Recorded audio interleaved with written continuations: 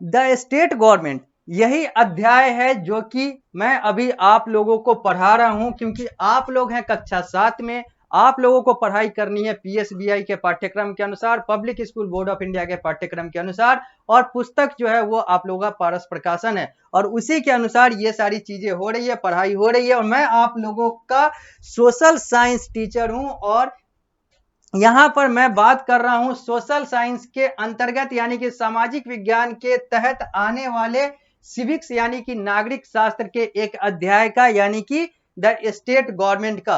और इस अध्याय को हम लोगों ने पिछली कक्षा में समाप्त कर लिया है, खत्म कर लिया है। यह कक्षा जो है इस अध्याय की अंतिम कक्षा इसलिए होगी क्योंकि इस कक्षा में अब हम लोग क्विक रिकॉल करेंगे पूरे अध्याय का, जो हम लोगों ने पूरा पढ़ा है उसको कुछ बिंदुओं में एक साथ फिर से पुनर्जीवित करेंगे। फिर हम लोग क्वेश्चन आंसर पढ़ाएंगे, क्रिएटिव एक्टिविटी, रचनात्मक कार्य देखेंगे, और इस अध्याय को पूर्ण रूप से समाप्त कर लेंगे।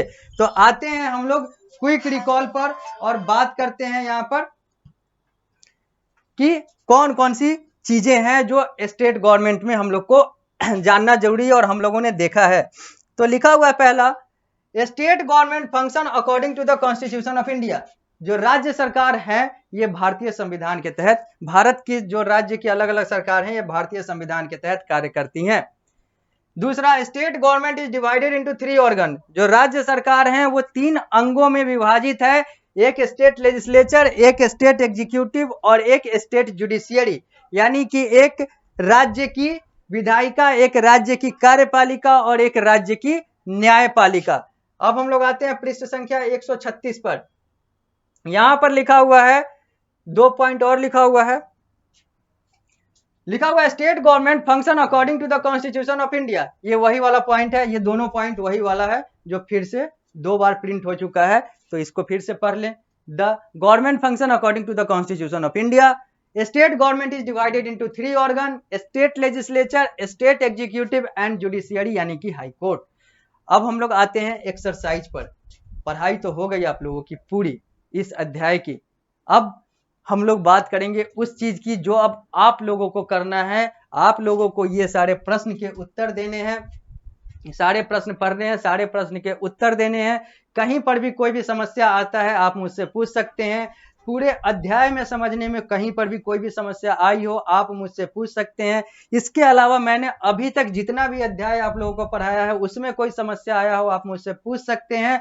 और इसके अलावा और भी कोई प्रश्न उठते हैं सामाजिक विज्ञान और सामान्य ज्ञान के तहत, कोई भी देश और दुनिया के कोई भी आप मुझसे पूछ सकते हैं।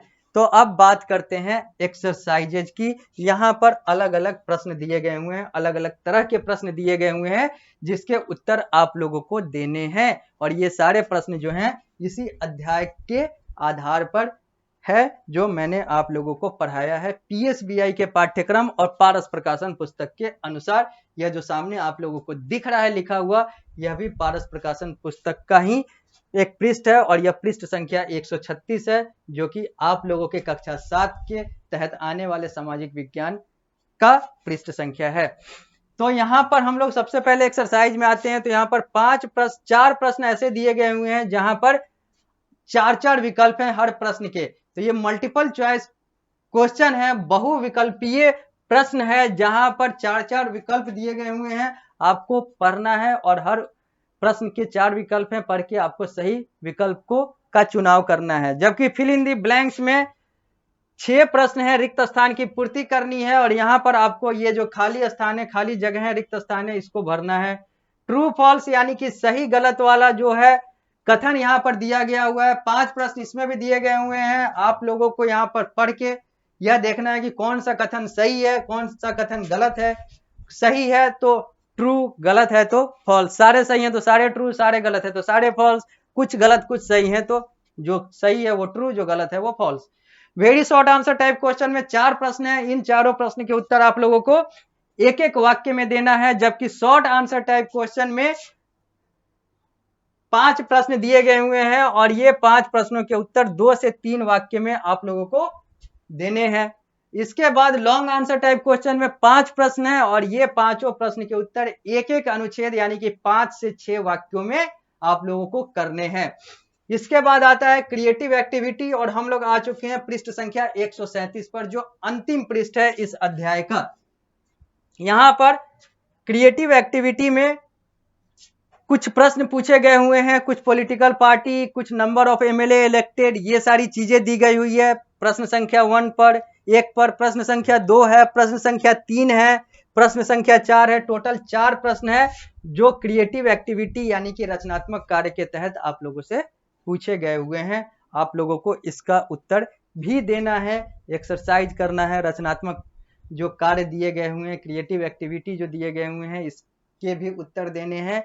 और ये सारा कुछ करने में मैं फिर से कहता हूं, कोई भी समस्या आए तो आप मुझसे पूछ सकते हैं। इसके अलावा भी कोई भी समस्या आए कोई भी प्रश्न में तो आप मुझसे पूछ सकते हैं। इसी के साथ यह अध्याय जो है वो हो गया समाप्त। हम लोग मिलते हैं अगली कक्षा में, तो किसी नए अध्याय से उस कक्षा की शुरुआत करेंगे।